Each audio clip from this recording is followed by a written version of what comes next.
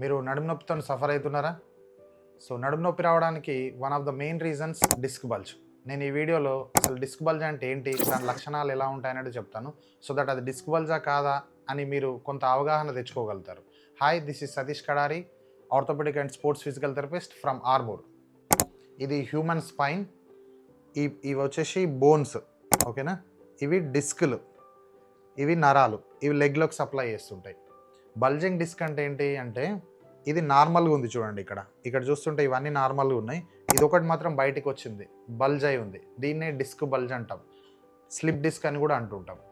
Disc bulge లక్షణాల విషయానికి వస్తే, మార్నింగ్ పెయిన్ సివియర్గా ఉంటుంది అండ్ మీరు మూమెంట్ చేద్దామని ట్రై చేస్తుంటే, ఐ మీన్ ఫార్వర్డ్ బెండ్ అవ్వదామని ట్రై చేస్తుంటే పెయిన్ ఇంక్రీజ్ అవుతుంటుంది అండ్ దగ్గిన తుమ్మిన పెయిన్ ఇంక్రీజ్ అవుతూ ఉంటుంది. అండ్ ఆల్వేస్ గుర్తుపెట్టుకోండి, డిస్క్ బల్జ్ పెయిన్ మధ్యలో మొదలవుతుంది, మధ్యలో మొదలై ఇటువైపు కానీ రేడియేట్ అవుతుంటుంది.